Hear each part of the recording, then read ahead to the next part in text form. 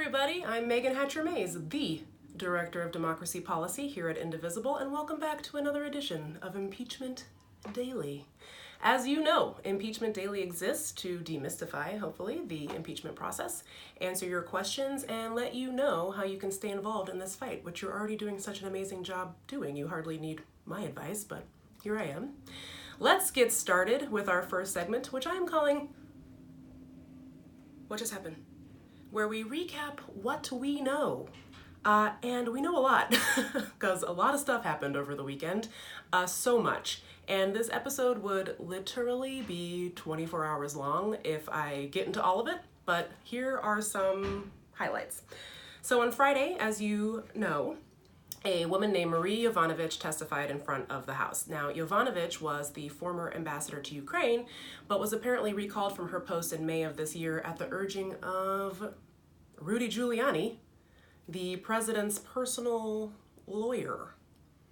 So Giuliani should definitely not have this type of influence over our country's diplomatic decisions for about, 50 million different reasons.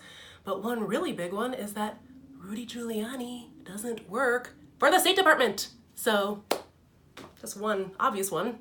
But we're finding out that Giuliani has effectively been engaging in shadow foreign policy efforts throughout Trump's presidency. So what that means is that he was not operating through official channels. He was like on a not so secret mission to pressure Ukraine to personally benefit Trump by digging up dirt on his domestic political rivals. That's Joe Biden in this case.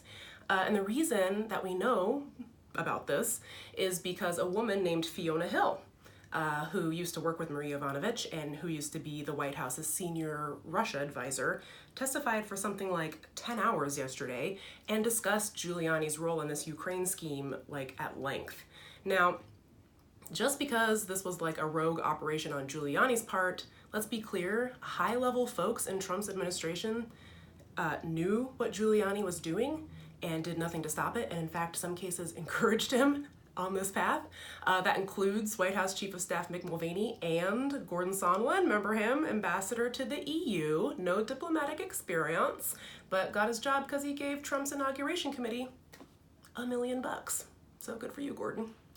But apparently Giuliani's behavior was so disturbing.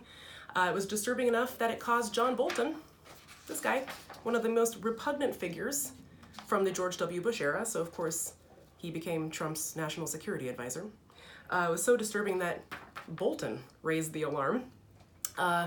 Things, guys, are so bad for our country when John Bolton, a proud and bloodthirsty warmonger who never met a military intervention he didn't like, is the most normal one in the president's inner circle. But yes, even John Bolton had qualms about Giuliani and said, quote, "Giuliani's a hand grenade who's gonna blow everybody up," which is an apt metaphor from John Bolton, but I digress.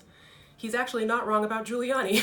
You may have actually heard over the weekend that federal prosecutors are looking into his connections with these two extremely innocent-looking individuals, Lev Parnas and Igor Fruman, who were arrested on campaign finance charges last week. They're trying to flee the country. These two were allegedly funneling foreign money into GOP campaigns stateside. Oops. That's a crime. There's a crime.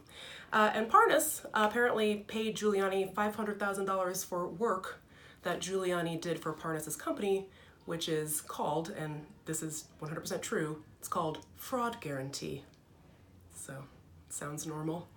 Good luck to Giuliani and the guaranteed fraud gang. Good luck spending that $500,000. We'll check in on y'all in a couple days and see how all that went. See how that worked out for you. There's the other guy with Donald Trump, by the way. They know each other. So, not good. Not looking good for the Trump crime syndicate. But more deep breaths as we head into our next segment, which is called, What is Happening? And the answer is everything. Everything is happening. But not all the news is impeachment related. In fact, tonight is the fourth Democratic debate, and 12 candidates are going to be on stage.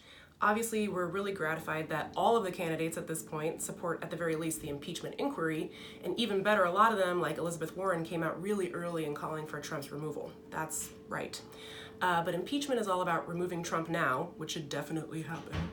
And 2020 is about beating Trump next year in case that doesn't happen. So we expect the candidates to talk about all this impeachment stuff, but we also expect them to talk a lot about the policies they've developed to address the root cause of Trump's worst influences. So we want to see specifics on anti-corruption plans, election security, campaign finance reform, but really importantly, we want to know what kind of judges are these candidates going to be putting on the bench if elected president. Maybe, ideally, people who are less likely to let the president get away with a bunch of crimes, unlike the people that Trump seems to like for the bench.